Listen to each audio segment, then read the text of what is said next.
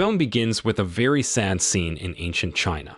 At that time, there's a lot of fighting because everyone wants to be the new ruler after the old emperor dies. One prince, named Qi, is the oldest and he really wants to be the new emperor. He doesn't want anyone else to have the throne. So, he does something terrible. He kills the prince who was supposed to be the next emperor and all of his supporters. He even attacks the capital city with his soldiers. But before the prince dies, he says something scary to Qi. He says that Qi won't be able to get rid of his children. A month later, Qi is still worried about what the prince said. Then his helper Zheng tells him that the prince had a baby. According to the rules, this baby could grow up to be the next emperor. When Qi hears this, he tells Zheng to kill the baby and anyone who is still loyal to the dead prince. Meanwhile, there's a man named Tian Anya, who sells charcoal to make a living in a tough and poor environment. He's always with Uncle Zhao, who is like a father to him. The next day, they head to town to sell their load of charcoal. It's winter, so people need charcoal to keep warm, but to sell in town, they have to pay a fee. The customs officers ask for 100 kilograms of their charcoal as a deposit. This makes Uncle Zhao very angry. The following day in the kingdom, there's an event happening too. Young Tong is being made the new emperor. He's just a child, so Qi makes him a puppet emperor to control him easily and avoid arguments with ministers who follow the old laws. After Young Tong became emperor, the ministers asked him to build a tomb for the soldiers who died in the civil war, but Qi didn't like this idea. He told Young Tong not to agree. One minister disagreed with Qi, so Qi had him killed for rebelling. Soon after, the soldiers took the minister to the city hall, chained him up, and executed him. They wanted everyone to see what happens if they oppose Qi. Meanwhile, Tan is having dinner and resting. He suddenly sees a vision of a black camel, reminding him of his troubled past. At the same time, Uncle Zhao, who is a fortune teller, tries to see his own future. He predicts bad luck coming his way. Then, as Tian and Uncle Zhao were preparing to leave, a woman asked for their help to escape from soldiers sent by Qi. It turns out she's Nai, the mother of the baby prince. Feeling sorry for her, Zhao agrees to help. They manage to trick the soldiers and hide Nai in a hut. Chen tries to treat her wounds, but when Nai's baby cries, the soldiers find them and shoot arrows at the hut. Soon after, the soldiers break in and surround them. There, Tian fights back using a scarf and hot charcoal. Meanwhile, a mysterious woman watches the fight. At the same time, Zheng tells Qi that his soldiers were defeated. He suspects Tian isn't just a charcoal seller, but a skilled commander who once defeated thousands of soldiers. But there, Qi doesn't care.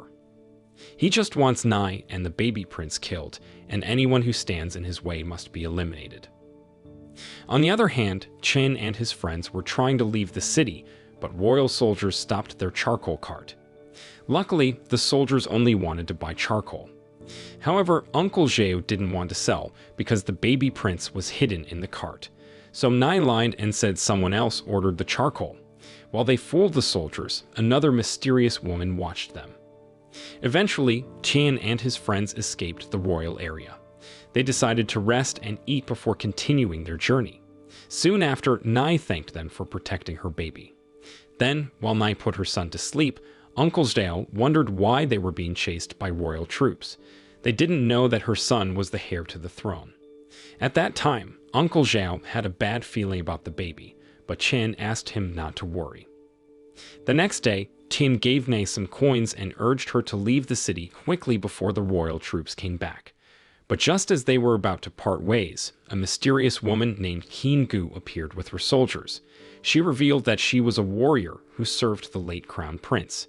She explained that Nai's baby was the rightful heir to the throne. Before he died, the crown prince asked Qin Gu to escort Nai and her son out of the city. After scouting, Qin Gu believed Tian was the right person to help because he knew the city well. At first, Chen refused to help, saying he was just a charcoal trader. But Uncle Zhao convinced him otherwise. Then they agreed to help Nai and her baby and found refuge in an inn. While they rested, Uncle Zhao played the flute, which amazed Nai. He explained that the flute was a gift from his late son who died in battle, and he played it whenever he missed him. At night, Zheng got a report about where the baby prince was. At the same time, Tian knocked on his door to sell charcoal. Zheng's men came out to talk business, but Tian had a different plan. He wanted to warn Zheng to stay away from the baby prince. If Zheng didn't listen, Tian threatened to fight him and his soldiers. After that, Tian asked Uncle Zhao to take Nai and the baby away secretly. Tian planned to lure Zheng's troops to the inn. Then he gave Uncle Zhao a special plaque to help him on the journey. Soon after, Zheng's troops surrounded the inn. Tian quickly made smoke to cover the building. After inviting Qin Gu to fight alongside him, Tian and Qin Gu easily defeated Zheng's troops. During the fight, Tian noticed Qin Gu's wooden mirror had fallen and got damaged. To show his gratitude, Tian offered to fix it. While repairing it, Tian was surprised to see the name Bo Yang carved on it, which was actually Qi's real name. Before Qin Gu could be suspected, she quickly took the mirror back. Soon after, her men reported that Nai and Uncle Zhao had disappeared. Afterward, Qin Gu patted Tian on the shoulder and asked where they were. Tian pretended not to know, even though he had instructed Uncle Zhao where to go earlier. But before he could leave, he suddenly fainted. Qin Gu had drugged him when she patted him on the shoulder. Meanwhile, Uncle Zhao and Nai were trying to reach the city border. They encountered a large soldier with a sword who attacked them. Soon after, they hid in the horse stables as Zheng's troops approached. There, Uncle Zhao told Nai to find someone named Bao Zilong in South City. Then, Uncle Zhao decided to sacrifice himself to distract the soldiers. The next day, Tian woke up and hurried to find Uncle Zhao, only to discover him being tortured by Zheng. At that moment, Zheng promised to release Uncle Zhao if Tian handed over Nai and her baby. Hearing that Tian refused, and Zheng finally revealed Tian's true identity to Uncle Zhao. Soon after, Zheng's right-hand man revealed that Tian was a former commander of the Modo troops who survived a deadly battle. He had hidden his identity because he regretted killing Uncle Zhou's son. Tian had been forced to kill Uncle Zhou's son to save the city's citizens, although the exact reason wasn't clear. At that time, Uncle Zhao was deeply disappointed upon hearing this confession. Zheng used Uncle Zhou's grief to manipulate him into seeking revenge. He even gave Uncle Zhao a sword to kill Tian. However, Uncle Zhao turned the sword towards Zheng instead. There, Zheng dodged the attack and stabbed Uncle Zhao. Before dying, Uncle Zhao urged Tian to help Nai and her baby to prevent the kingdom from facing a grim future. Later, Tian regained his strength and fought back. Despite controlling the fight, he was troubled by memories of Uncle Zhao. Soon after, Zheng attacked him, and Tian was captured and taken to the royal prison. At that time, Zheng wanted to torture him until he revealed where Nai and her baby were, but Tian refused to betray them even under torture. Meanwhile, Qin Gu safely escorted Nai to the southern city.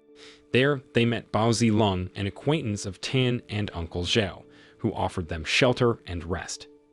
Back in the city, Nai worried about Tian and Uncle Zhao. Qin Gu sadly informed her that Uncle Zhao had been killed by Zheng. While they talked, Qin Gu's men reported that Tian had been imprisoned by the royal guards. Nai felt guilty for involving Tian in their troubles. Back in the prison, Zheng used a blunt knife to inflict more pain on Tian, but Tian remained fearless. The next day, Qin Gu informed Bao Zilong about the torture Tian endured. Bao Zilong felt deeply saddened and saw it as his chance to repay Tian's kindness on the battlefield. Meanwhile, Qin Gu's drunken men entered the house and tried to harass Nai, accidentally referring to her as a sacrificial offering. Then, Qin Gu and Bao Zilong heard the commotion and rushed to rescue her. Once safe, Nai asked Qin Gu why he called her an offering. Qin Gu confessed that she intended to use Nai and her baby as bait to lure out Qi. It's revealed that Qin Gu comes from Nai's hometown and holds a personal grudge against Qi for the suffering he's caused the residents.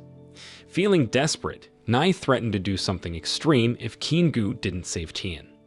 She knew Tian was the only one who could stand up against Qi and his men. Meanwhile, in prison, Zheng and his men continued torturing Tian. This time, they hammered nails into his hands, but Tian remained unwavering. Soon after, Zheng received a call from Qi, and he left the prison. Alone again, Tan saw the shadow of a black camel, a reminder of his guilt towards Uncle Zhao. He took it as a sign that he shouldn't die without resolving his guilt. With determination, he removed the nails, fought back, and killed all the guards with help from Qin Gu and Bao Zilong. Soon after, they escaped in a horse-drawn carriage. Despite his injuries, Tan knew he needed to recover before facing further danger. Meanwhile, Zheng's right-hand man, Liu, aimed an arrow at them, but didn't shoot. In the palace, Qi asked Zheng about the progress of his mission. He was anxious that the baby hadn't been found. To motivate Zheng, he promised to promote him to a general if he succeeded in killing the baby. But Qi's mood changed when Liu reported that Tan had escaped from prison. Qi was furious with Zheng and immediately demoted him, giving his position to Liu. Meanwhile, Bao Zilong watched over Tian as he woke up. Mei gave Tian some stamina-enhancing pills to help him recover quickly. She also gave him Uncle Zhao's flute in memory of his death. Chan then asked Qin Gu if she was on Qi's side, as he had seen Qi's name in her mirror. Qin Gu admitted that Qi was her biological father. However, Qi had caused her mother's death and killed the crown prince, whom she deeply respected. Despite being related by blood, Qin Gu was determined to seek revenge against Qi. Soon after, they continued their journey to a temple to perform a ritual to protect the baby. However, Nai was worried that Qin Gu might actually use the baby as bait. Then, while Nai prepared for the ritual, Chen opened a chest brought by Bao Zilong. Inside, he found his old war equipment from when he was a commander. Shortly after, he put on his armor and practiced using his sword. Suddenly, Qin Gu entered the room and was surprised to find the baby crown prince missing. She rushed to the back door and found an old woman acting suspiciously. The old woman tried to take the baby, but Qin Gu stopped her. It turned out the old woman was working with Nai to protect the baby from being used for revenge against Qi. Tan then appeared and quickly took the baby back, returning it to Nai. There, Tian warned Qin Gu to stay put, threatening to harm her if she moved. But Qin Gu wasn't afraid and attacked Tian. After a brief fight, Tian, now recovered, managed to knock Qin Gu unconscious. At that moment, Nai quickly asked the old woman to take the baby to safety. And then Tian and the residents turned the area into a fortress, preparing to defend against the royal troops instead of attending the ceremony. Meanwhile, Liu received a report about Tian and Nai's location and mobilized his troops to surround them. Before the battle, Chan asked Bao Zilong to leave for safety, but Bao Zilong refused, wanting to repay his debt. As the troops prepared for battle, Tian entrusted Uncle Zhou's flute to Nai and promised to protect the kingdom and the baby. Soon after, Liu and his troops arrived at their location. There, Liu demanded that Chan and his friends surrender, but Bao Zilong began beating a drum, signaling the start of the war. At the same time, Qin Gu woke up and protected Nai, while she performed a ritual to protect her baby, despite arrows from Liu's troops raining down on them. Meanwhile, tragedy struck Bao Zilong. While others fought, he sacrificed himself by detonating dynamite in the hall.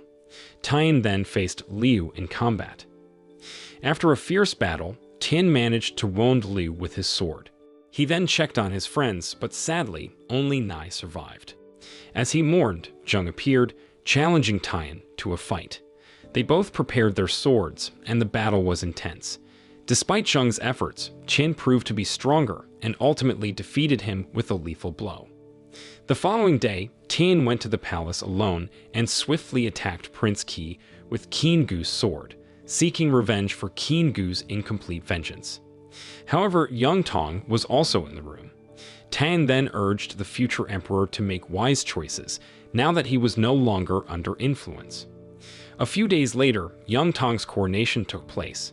Following Tian's advice, Yang Tong implemented fair policies for his people. Meanwhile, Tian, Nai, and their son decided to leave the royal territory.